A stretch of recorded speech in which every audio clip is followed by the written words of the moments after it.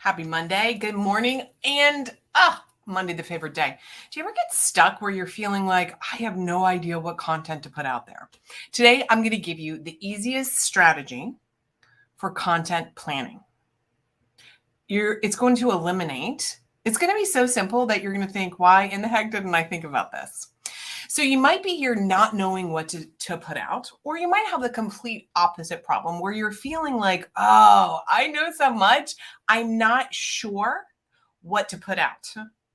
You have so much information because your vision and your mission is so big that you are feeling like, you can't get the words out.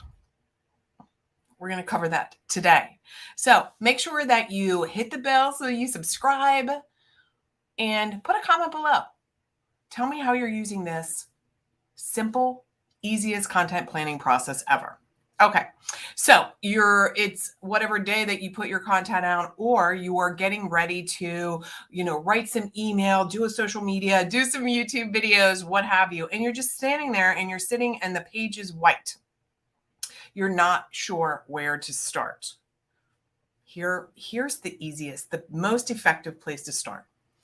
Every single time that your best client asks you a question, talks about their fears, their emotions, the emotions that they want to experience, and the emotions that they don't want to experience. When they are giving you examples of ahas or a process that you work with them and there was a transformation, or they're stumped about something, that is your marketing gold. That should always be your very first utilization of your content. Why?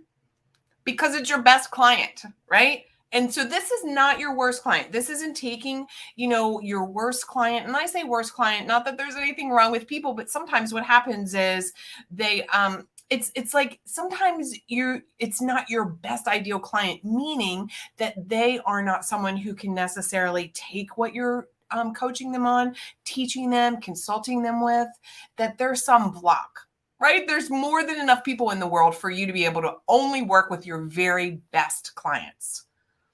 And to refine that process as your marketing gets tighter and tighter, and you get more adept and aware of what emotions they want to feel, what emotions do they want to avoid, what is the result that they want, what's the big problem that they have.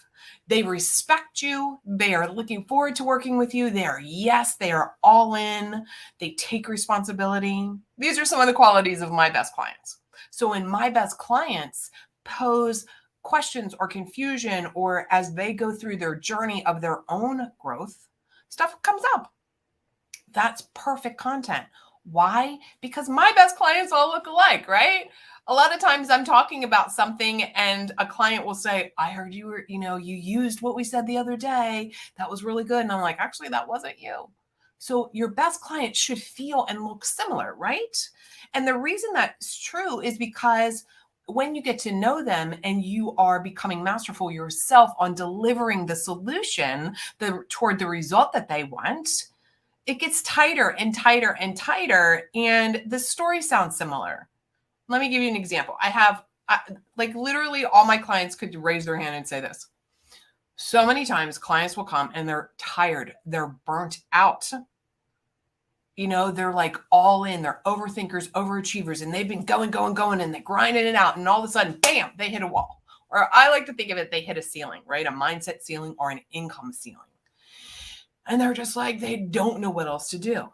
But they want change. They want to be more proficient, and they want to do it without exhaustion. So if I said that out loud, all my clients would be like, oh my God, that's me. And maybe that's you too, right? So here again, take the best words from your ideal client or on a sales call. So when you're on a sales call, I hope that you're taking notes. I have a 5-step process called the art of the ask.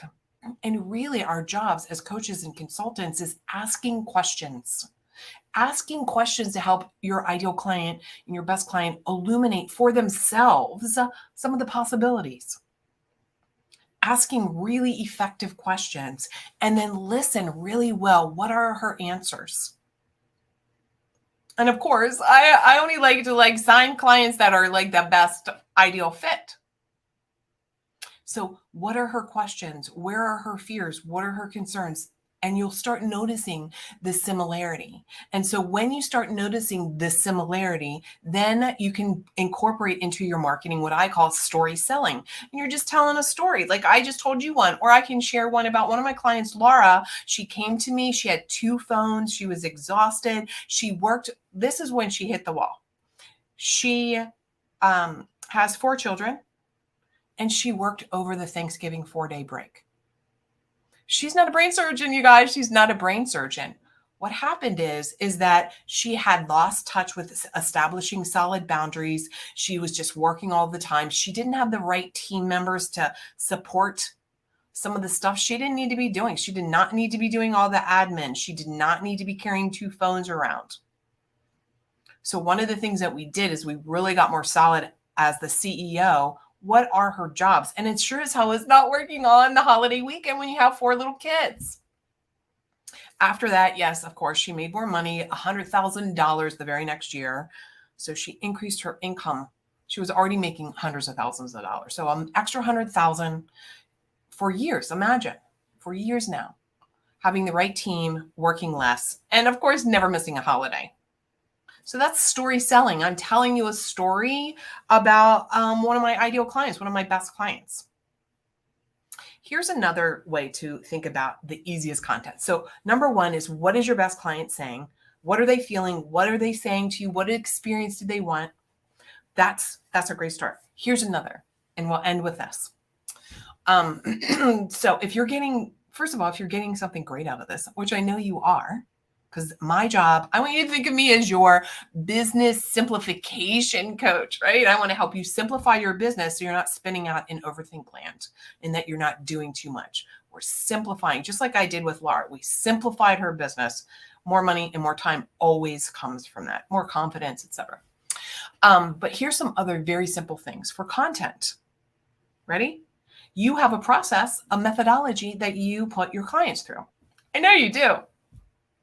And so each one of those steps within that step probably has micro steps. So you could talk about the different steps. You could talk about some of the micro steps.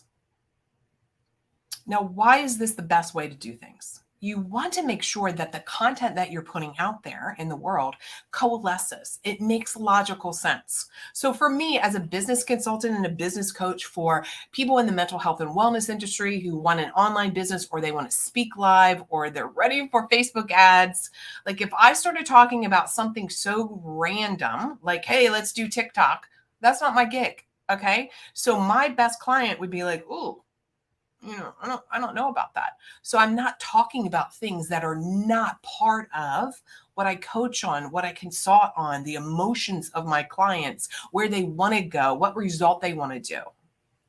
So even me saying to you, one of the things I teach clients is my 5-step process called the art of the ask. There's another video coming on that, the 5 steps, so that you can really understand that. So it all coalesces, it all comes together. So that's really easy. Now here's what, so that's all if you don't know what you're going to talk about, right? You're like, I'm not sure what to talk about. So here, let me help you. I said I was going to end with us, but let me finish with this one tip. If you feel overwhelmed because you're so brilliant, which is fantastic, and you have this plethora, this like vault, I call it the value vault. We want to add to our social media and create a value vault full of information. So lastly, here's the thing. If you're feeling overwhelmed because you have so much you want to give out, bullet point it out and then cut those bullet points in half. So today I'm allowing you to witness, I've had like 3 or 4 bullet points. That's it. One topic, content planning, and a couple supportive, value-driven bullet points on how I run my business, right? How I'm putting content out and how clients are and how to simplify it. So if you have so much, I know you want to share it all, but it's take one point and just come up with, again, a couple micro bullet points. Look, you're going to be in your business for years. And so all of that brilliance that you have will come out. But give people a little dose. Like today, everything that we talked about today, make sure you comment below. Make sure that you implement this and see how simple it actually is, how easy this content planning process is. And batch it out. Sit down on a Saturday or Sunday or whatever day is your day and batch it out and get it done. So I'm Mary Bicknell.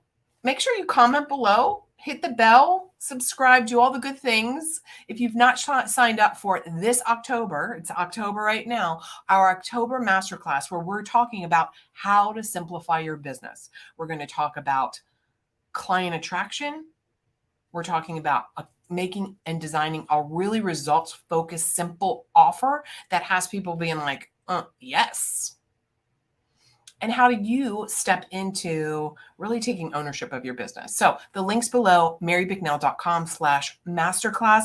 And if you're watching this some other time other than October, go to that link anyhow. That will always be the link for you to know what workshop or masterclass is coming up.